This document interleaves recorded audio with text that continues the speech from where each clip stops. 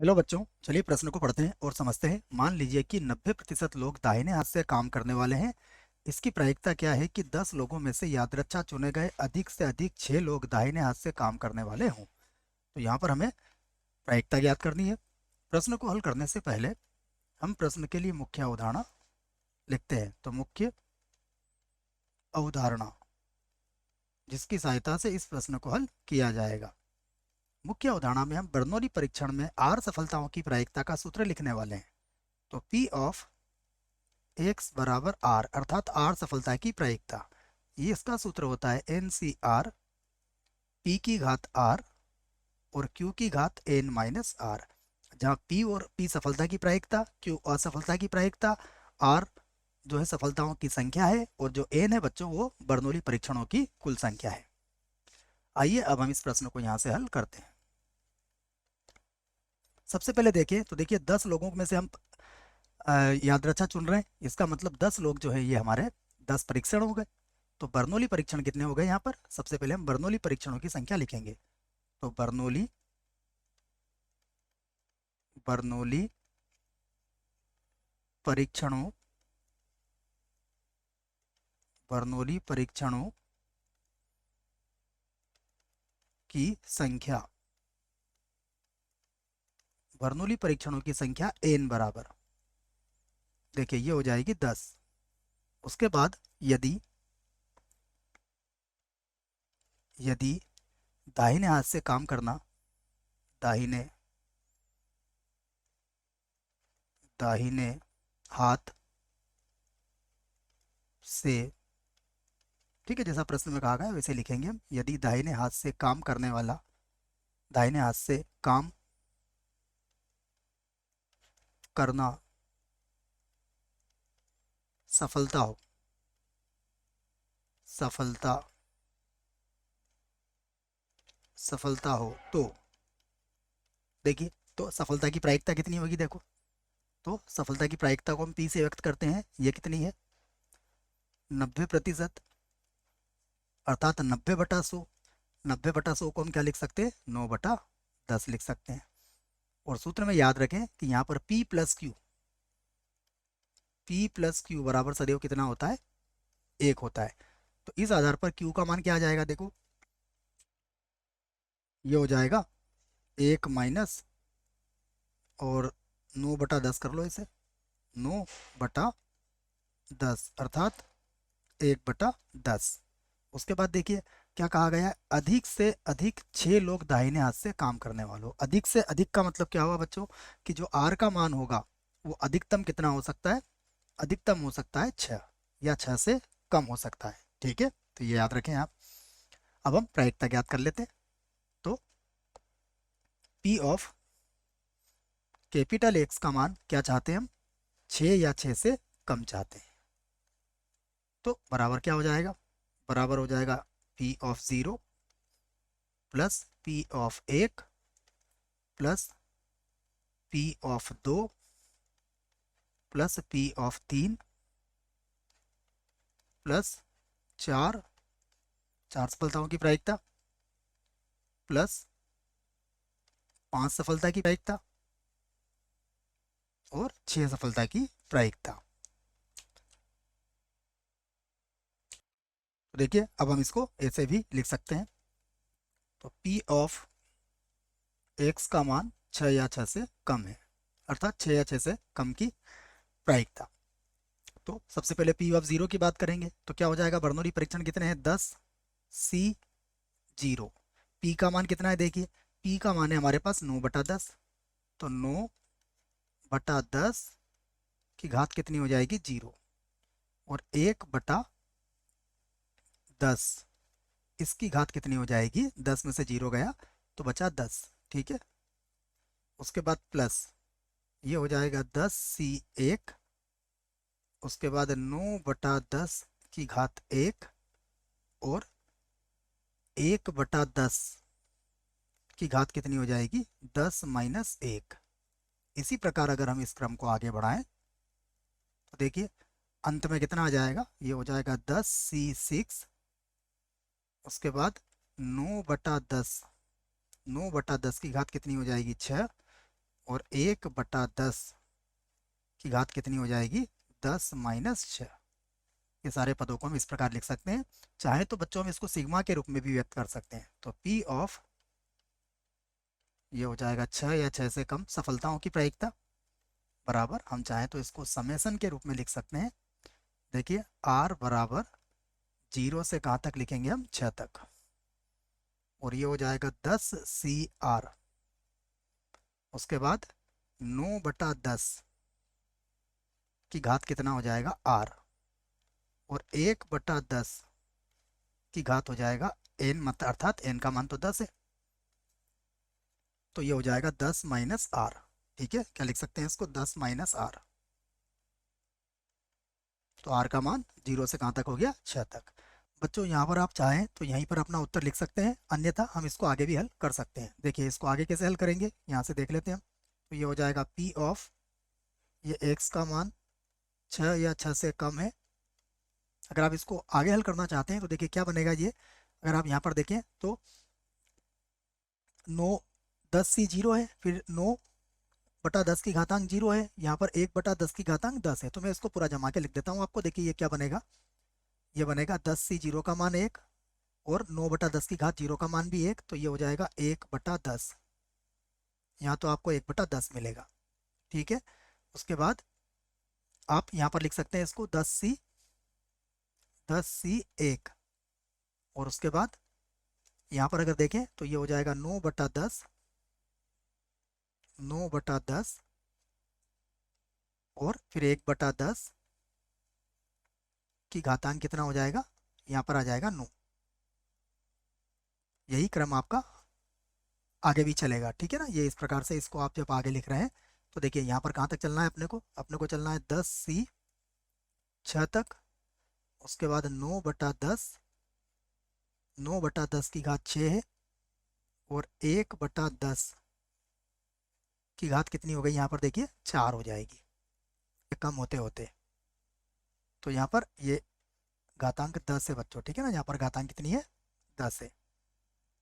अब सबसे पहले मैं क्या कर सकता हूँ, यहाँ पर 1/10 की घातांक 4 को कॉमन ले लेते हैं। तो 1/10 की घातांक 4 कॉमन चला जाएगा, या फिर अगर आप इसको ध्यान से देखें तो ये ऐसा भी हो सकता है, मैं बटे की पूरी घातांक को ही कॉमन ले लेता हूँ बच्चों। देखिए आप चाहें तो 1/10 की घातांक 10 को पूरे को कॉमन ले सकते हैं। कैसे ले सकते हैं ये समझाता हूँ मैं आपको। यहाँ बचेगा 1 प्लस, यहाँ बचेगा 10C 1, और प्लस यहाँ देखिए बटे में जो रहेगा वो 10 की घातांक 10 ही बनेगा आपको, क्योंकि 9 और 1 10, तो यहाँ पर केवल 9 बचेगा आपका। यहाँ गुणा कर देता हूँ मैं, 10C 1 के पास क्या बच जाएगा, आपके पास केवल 9 बचेगा, यहाँ पर 9 आ जाएगा। और अगर आप इसको ध्यान से देखें तो यहाँ पर होगा प्लस 10C 6। ठीक है, और यहाँ पर देखिए 9 की घातांक कितना बच जाएगा, 6 बच जाएगा, यहाँ हो जाएगा 9 की घातांक 6। और हम इसको आगे लिख लेते हैं बच्चों इसी प्रकार। देखिए ये मान था हमारा P का मान, P ऑफ x का मान 6 या 6 से कम। यहाँ से लिख लेता हूँ मैं, यहाँ से P का मान, P ऑफ x, और x का मान क्या है, 6 या 6 से कम है। ठीक है, 1/10 की घात कितनी है, 10 है। और उसके बाद पहले इसको मिटा देते हैं बच्चों, ये गलत हो गया, इसको हटाते हैं यहाँ से। उसके बाद अब लिख लेते हैं फिर से। देखिए यहाँ पर मिलेगा हमें सबसे पहले क्या है, 1, 1 तो वैसे ही रहेगा। उसके बाद 10C 1। ठीक है, देखो 10C 1 में कितना आ रहा है आपके पास, 9 आ रहा है, तो 10C 1 गुणा 9 हो जाएगा। अब अगर आप देखेंगे तो 10C 2, तो यहाँ पर क्या आ जाएगा, 9 की घात 2 आ जाएगा। अगर आपने यहाँ पर लिखा 10C 3, तो 9 की घात कितनी हो जाएगी, 9 की घात हो जाएगी 3। उसके बाद 10C 4, 10C 4 में 9 की घात कितनी हो जाएगी, 4।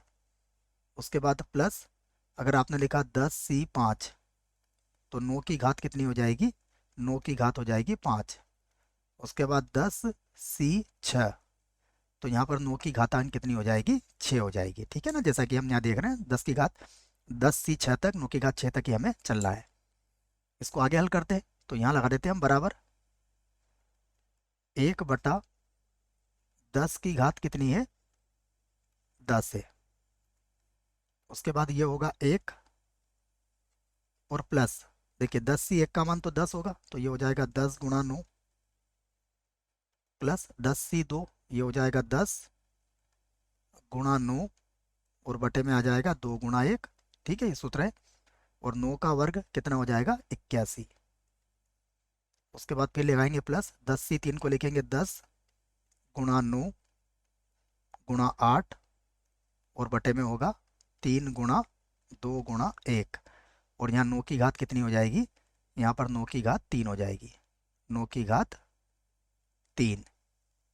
उसके बाद प्लस, अब 10 सी 4 को हल कर लेते हैं, तो 10 सी 4 को कैसे हल करेंगे, 10 गुणा 9 गुणा 8 गुणा 7 और बटे में 4 का क्रम गुणित, तो 4 गुणा 3 गुणा 2 गुणा 1। ठीक है, ये 7 है बच्चों, याद रखें। उसके बाद 9 की घात 4 है, यहाँ पर 9 की घात है 4। 10 सी 5 को हल कर लेते हैं, तो 10 सी 5 का मतलब 10 को 10 5 बार घटते क्रम में लिखना है, 10 गुणा 9 गुणा, उसके बाद 8 गुणा में आ जाएगा 7 गुणा में आ जाएगा 6। ठीक है, और 5 का क्रम गुणित, तो 5 गुणा 4 गुणा 3 गुणा 2 गुणा 1। और 9 की घात कितनी होगी, यहाँ पर 9 की घात होगी 5। ठीक है, उसके बाद फिर लिखेंगे प्लस 10 सी 6, तो 10 सी 4 के बराबर ही होगा, तो ये लिख लेंगे हम 10 गुणा 9 गुणा 8 गुणा में आ जाएगा 7। ठीक है, और बटे में आ जाएगा 4 गुणा 3 गुणा 2 गुणा 1। और यहाँ 9 की घात 5 थी, यहाँ 9 की घात कितना हो जाएगा, 9 की घात हो जाएगा 6। ठीक है, और कोष्टक बंद कर लेते हैं हम, आगे लिखते हैं इसको, तो फिर से आ जाएगा ये बराबर 1/10 की घात, तो कितना हो जाएगा 10। ठीक है, और उसके बाद ये 90 और 1 हो जाएगा 91। और सबसे पहले मैं इसको 91 लिख लेता हूँ, 90 और 1 91 प्लस, इसको अगर आप देखेंगे तो ये 2 के पाड़े से कट जाएगा कितनी बार, 2 के पाड़े से ये कट जाएगा 5 बार। ठीक है, तो 9 का गुणा 5 से करेंगे तो 45, और 45 में 81 का गुणा करके लिख लेते हैं इसको भी, तो ये आ जाएगा 3645 3645 प्लस, इसे हल कर लेते हैं, तो ये 3 के पाड़े से ये कट जाएगा 3 बार, और 2 के पाड़े से ये कट जाएगा 4 बार, तो ये होगा 4 3 12, 12 का 10 से गुणा करेंगे तो ये हो जाएगा 120, है ना। और 120 का 9 की घात 3 से गुणा करके भी लिख लेते हैं, तो ये आ जाएगा 8 7 8 7 4 8 0। ठीक है, इसको भी लिख लिया हमने। प्लस यहाँ पर हल करने का प्रयास करते हैं, तो सबसे पहले 4 और 2 8 से ये 8 कट जाएगा, और 3 के पाड़े से ये कट जाएगा 3 बार, और इसको भी हल करके यहाँ पर लिख लेते हैं। ठीक है, तो ये हो गया 1 3, उसके बाद 7 7 8 1 0। ठीक है, इसको भी लिख लिया मैंने। फिर प्लस, इसे हल कर लेते हैं, तो अगर यहाँ पर हल करोगे तो 3 2 6 से, तो बच्चों ये 6 कट जाएगा। ठीक है, उसके बाद अगर देखें तो 4 के पाड़े से ये 8 कट जाएगा 2 बार, और 5 के पाड़े से 10 कट जाएगा 2 बार, और इन्हें भी हल करके हम लिख लेते हैं, तो ये आ जाएगा हमारा 1 4 1 4 8 8 0, उसके बाद 3 4 8, फिर प्लस लगा देंगे और इसे भी हल कर लेते हैं, तो ये होगा वही 4 का 2 से गुणा करेंगे 8 से, 8 कट जाएगा, 3 के पाड़े से ये कट जाएगा 3 बार, और इसे भी हल कर लेते हैं, तो ये हो जाएगा हमारा 1 1 1, उसके बाद 6 0 2, उसके बाद 6 1 0। ये हमने सबको लिख लिया है। अब इन सबको हम जोड़ लेते हैं, हमारा उत्तर आ जाएगा।